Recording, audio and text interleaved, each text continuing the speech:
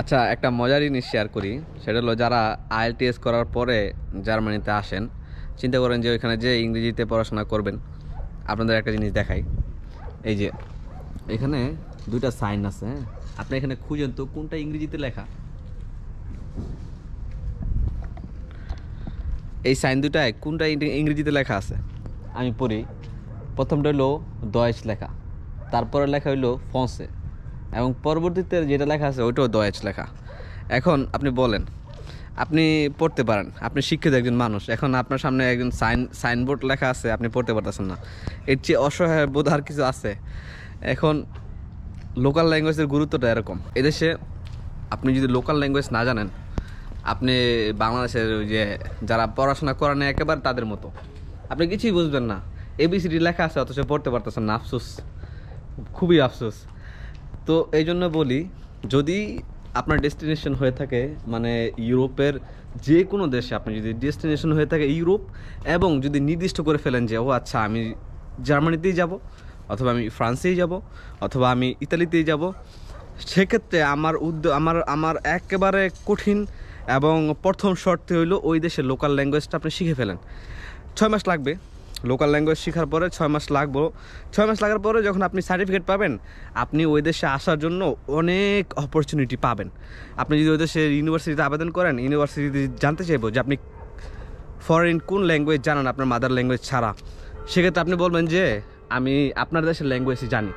সেক্ষেত্রে তারা কিন্তু আপনাকে মানে ইমপ্রেস হবে এবং ভিসা দিতে বা অফার লেটার দিতে অনেকটাই উৎসাহিত বোধ করবে। আমি যখন প্রথম আসি জার্মানিতে, তো এই অবস্থা আমারও হয়েছিল। আমি দেখি যে সব ইংরেজি অক্ষর, অথচ আমি পড়তে পারতেছি না। আবার দেখি উচ্চারণ এক এক রকম। আরে ভাই, তো ইংরেজি শিখা লাভ কি হইলো? তো ওই সময় আফসোস হয়। তো এই হলো ঘটনা। শিখুন, সমস্যা নেই, আমি আপনাকে ইংরেজি শিখতে নিরুৎসাহিত করতেছি না। তবে আপনার হলো local language in Europe, it's very very very important, très important. So এতটুকু বলা, ভাষা শেখার বিকল্প নাই। আর আপনার যাত্রা শুভ হোক, আপনার জন্য শুভকামনা। মেটসে থাকাকালীন সময়ে আমি ইংরেজিতে মানে ইউরোপের মানুষ কেমন ইংরেজি জানে তার উপরে একটা মনে করেন যে ছোটোখাটো এক্সপেরিমেন্টস করছিলাম।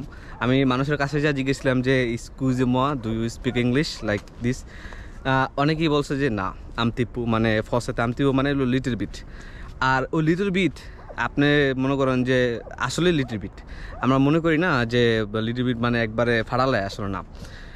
এরা ইংরেজি বলতে এতটা মনে করেন যে অপছন্দ করে, বলা মানে এটা আসলে আপনি না আসলে বুঝবেন না। সো ইংরেজি শিখুন, ইংরেজি শিখলে লাভ আছে। তো একটা জিনিস কি, এরই সত্য, যদি ইংরেজি জানেন তাহলে আপনি এই ভাষাগুলো ধরতে সহজ হইব, কারণ এই ভাষাগুলো লেখছে ইংরেজি অক্ষরেই, উচ্চারণ ভিন্ন, তবে আপনার হইলো লাভ আছে, লস নেই। তো আমার ওই এক্সপিরিয়েন্সের ভিডিওটা দেখতে পারেন, যে মানুষজন আমার গাইড করতেছে ইংরেজিতে, আমি জিজ্ঞেস করছিলাম। সো তারা আসলে ইংরেজি বলতে চায় না, এবং এটা সত্য কথা।